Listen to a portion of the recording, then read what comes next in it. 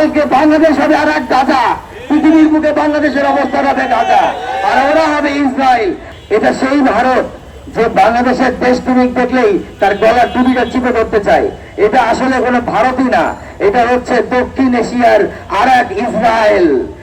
যদি আজকে আমরা এই ইসরায়েলকে এই আমাদের বাংলাদেশের মাটিতে এসে বসতে দিই, যদি চিটাগাংয়ের ওই আমাদের টার্মিনালকে তাদের হ্যান্ডলিং করতে দিই, যদি চিটাগাংয়ের পোর্ট আমরা তাদেরকে দিয়ে দিই, আল্লাহর কসম সত্যি করে দেখেন, আপনারা বিশ্বাস করেন, কালকে বাংলাদেশ হবে আর এক গাজা, পৃথিবীর বুকে বাংলাদেশের অবস্থা হবে গাজা, আর ওরা হবে ইসরায়েল।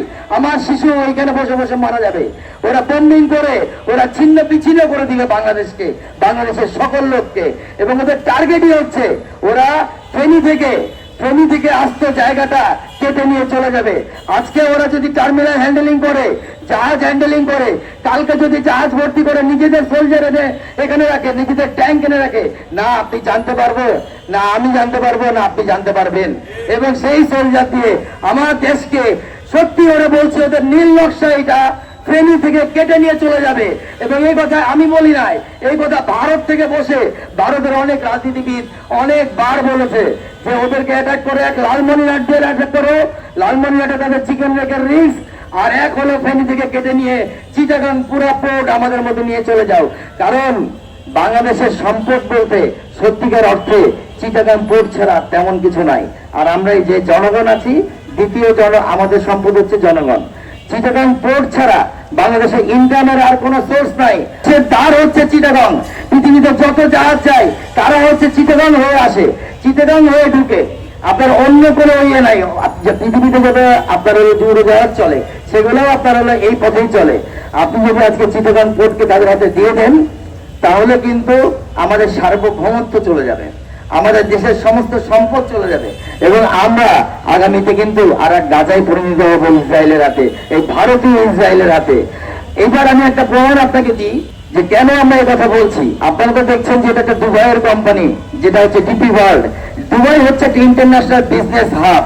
আপনারা দেখেছেন যে ইরান, ইসরায়েল এবং ইউএস এর যুদ্ধে দুবাই প্রত্যক্ষভাবে মদত করেছে হলো ইসরায়েল এবং আমেরিকাকে। দুবাই আসলে আমেরিকারই তৈরি করা আর একটা হাব, যেটা এখন মুসলিম নামে আছে, কিন্তু সমস্ত নন মুসলিম কাজ কাম সেখানে চলে।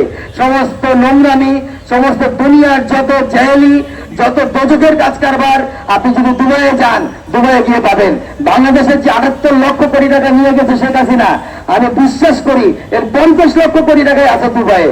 দুবাইকে যদি আপনি ধরতে পারেন ঠিক মতো, তাহলে আপনি এই টাকাগুলো ফেরত পাবেন। আর দুবাইয়ে প্রতিষ্ঠান করেছে ডিপি ওয়ার্ল্ড। ডিপি ওয়ার্ল্ডের মতো প্রতিষ্ঠান আপনি যে কোনো দেশ থেকে গিয়ে দুবাইয়ে করতে পারেন, এটা দুবাইয়ের কোনো প্রতিষ্ঠান না। প্রমাণ হিসেবে দেখেন, তার একটা প্রতিষ্ঠানের যে পরিচালনা পরিষদ থাকে, সেটাই হচ্ছে সেই পরিষদের আসল চেহারা, আসল মালিক হয়। এই প্রতিষ্ঠানের চিফ এক্সিকিউটিভ অফিসার সে হচ্ছে ইন্ডিয়ান, ভারতীয়, হিন্দু। আপনার এখানে যে চিফ ফাইন্যান্সিয়াল অফিসার, সিএফও বলি আমরা যাকে, সে হচ্ছে ভারতীয়, একজন হিন্দু। এই রকম ভাবে মিনিমাম 10 জন ডিরেক্টর আছে তাদের, যারা ভারতীয় হিন্দু।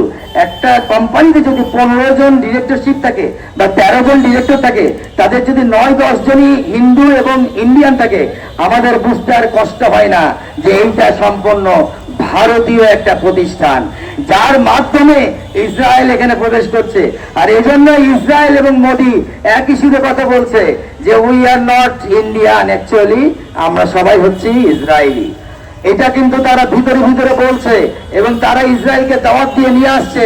কিন্তু তারা হয়তো ভুলে গেছে যে তাদের বাপ একটা দেশ আছে, যে দেশের নাম হচ্ছে ইরান, যে ইরানের কিন্তু আমরা প্রত্যক্ষভাবে বন্ধু। এবারে যে আয়াতুল্লাহ খামেনির যে জানাজা অনুষ্ঠিত হয়েছে, বিশ্বাস করেন ওইখানে মুসলিমদেরকে, মানে আমরা বাংলাদেশি দিকে যারা গেছি, তাদেরকে ওখানে বসিয়ে কোরআনের বাণী শোনানো হয়েছে। যে কোরআনের বাণীতে তারা ওখানে বলেছে যে আমরা প্রত্যক্ষভাবে ফিলিস্তিনিদেরকে সাপোর্ট দিয়েছি, বাংলাদেশিরা আমরা প্রত্যক্ষভাবে ফিলিস্তিনিদের জন্য দোয়া করেছি, আমরা লক্ষ লক্ষ মানুষ ফিলিস্তিনিদের জন্য এই রাস্তায় নেমে তাদের জন্য দোয়া করেছি। এবং এই জন্য আমরা আসলে ইরানের বন্ধু, এটা ইরান প্রত্যক্ষভাবে ওইখানে প্রকাশ করে দিয়েছে। তো ভারত হোক আর ইসরায়েল হোক, তারা যেন মনে না করে যে তারা আমাদের দেশকে এইভাবে চক্রান্ত করে নিয়ে যেতে পারবে।